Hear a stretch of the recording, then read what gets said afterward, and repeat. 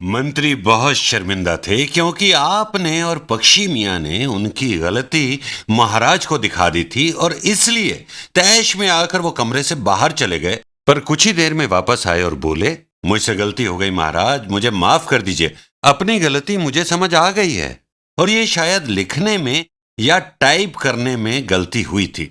पिछले हफ्ते जब वो बाजार से 2 किलो सेब और 1 किलो केले लाए थे तो उनकी कीमत 3 रुपए नहीं थी, कीमत थी 5 रुपए। 5 रुपए थी उनकी कीमत। अब एक बात तो साफ है कि आप दोनों की पकड़ मंत्री जी से ज्यादा है और आपने 1 किलो सेब की कीमत निकाल ली है और 1 किलो केलों की कीमत भी आपने निकाल ली थी। तो अब आप बताइए, इस बारे में सोचिए कि किलो के हिसाब से कीमत कितनी होगी। और कीमत को हम दो चरों के रूप में मान लेते हैं। मान लीजिए ए कीमत है 1 किलो सेबों की और बी कीमत है 1 किलो केलों की। तो पहले कंस्ट्रेंट यानी प्रतिबंध के अनुसार 2 किलो सेबों की कीमत है 2 रुपए प्रति किलो और 1 किलो केलों की कीमत है 1 किलो गुणा ₹20 प्रति किलो। ये हो जाएगा 5 रुपए, यानी cost of bananas is 5 rupees, जो कि अब सही निकाली गई कीमत है। तो हमने अभी देखा कि ये कीमत नहीं बदली है। 6 किलो सेबों की कीमत है 6 गुणा ए रुपए प्रति किलो और 3 किलो केलों की कीमत है 3 गुणा ₹20 प्रति किलो और इन सेबों और केलों की कुल कीमत है 15 रुपए। ये दिया गया है 15 रुपीस। तो एक बार फिर हम इसे हल करेंगे विलोपन यानी एलिमिनेशन द्वारा। तो इस बार हम हटाएंगे यहां से एज को। यहां 2a हैं, यहां पर है 6a। यदि गुणा करें 2a को ऋणात्मक 3 से तो ये हो जाएगा ऋणात्मक 6। तब हम इसे यहां से हटा सकेंगे। चलिए ऐसा करते हैं, हम गुणा करेंगे इस पूरे समीकरण को। ऐसा नहीं है कि हम केवल इस पद को ही गुणा करेंगे, हम ऋणात्मक 3 से गुणा करेंगे पूरे समीकरण को ताकि समीकरण की समता बनी रहे। तो हम कर रहे हैं गुणा ऋणात्मक 3 से। 2a गुणा ऋणात्मक 3 ऋणात्मक 6, b गुणा ऋणात्मक 3 ऋणात्मक 3b और 5 गुणा ऋणात्मक 3 होगा ऋणात्मक 15। अब आपको कुछ अंदाजा लग रहा होगा कि हम क्या करेंगे। हम इस नीले समीकरण या इस बैंगनी समीकरण के बाएं पक्ष को जोड़ेंगे इस हरे समीकरण से। हमें मिलेगा 0 यानी 0 और ये सभी पद जो यहां हैं ये कट जाएंगे और दाईं तरफ भी 15 घटा 15 ये होगा 0 और हमें मिलेगा 0 बराबर 0।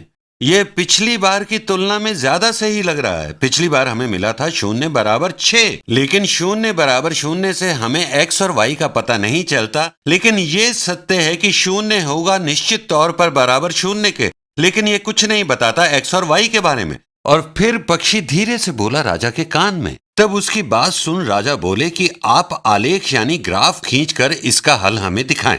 तो अब आप समझ गए होंगे कि पक्षी की बात बहुत महत्वपूर्ण है।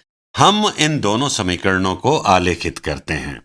तो हम करेंगे इन्हें उसी तरह से। पहले लेते हैं b अक्ष, ये हो गया b एक्सिस और ये है हमारा a एक्सिस, a अक्ष।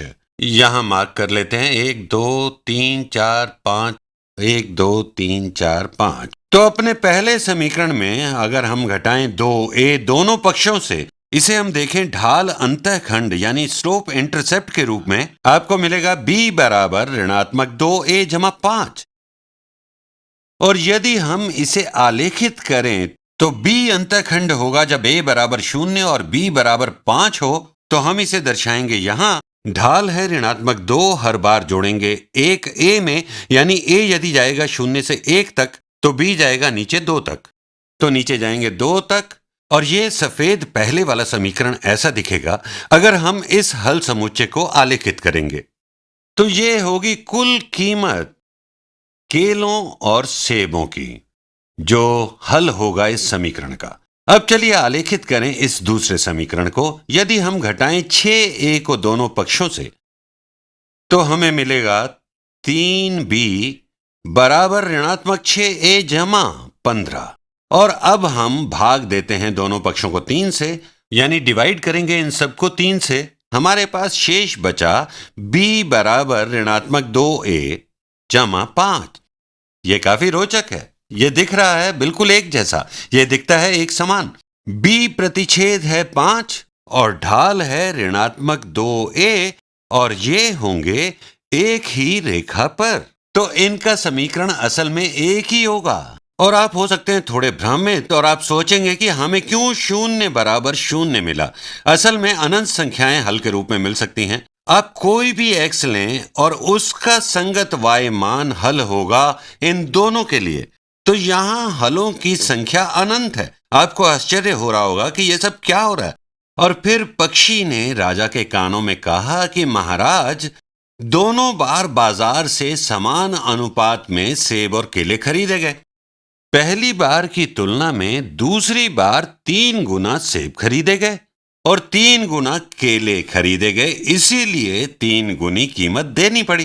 तो केलों और सेबों की कीमत प्रति किलो चाहे कुछ भी हो, यदि आप 3 गुना केले खरीदेंगे या 3 गुना सेब खरीदेंगे तो 3 गुना कीमत देनी ही होगी। ये बिल्कुल सत्य है किसी भी कीमत के लिए। और मुझे लगता है महाराज कि मंत्री झूठ नहीं बोल रहे हैं, लेकिन ये हमें पूरी जानकारी नहीं दे रहे हैं। देखिए महाराज, ये निकाय संगत है, कंसिस्टेंट है। मैं इसे यहां लिख भी देता हूं कि this is a consistent system, कि 0 बराबर 0 होगा, इसमें कोई गलती नहीं है। लेकिन यह जानकारी पर्याप्त नहीं है। ये समीकरण निर्भर करता है इस पर, ये आश्रित है, डिपेंडेंट है, और आपके पास है हलों की अनंत संख्या, इन्फिनिट नंबर्स ऑफ सॉल्यूशंस। कोई भी बिंदु जो इस रेखा पर है वो निरूपित करेगा हल को। महाराज, आप मंत्री जी से कहें इसके सही हल के लिए और जानकारी की जरूरत होगी और वो केलों और सेबों के अनुपात में अंतर रखें।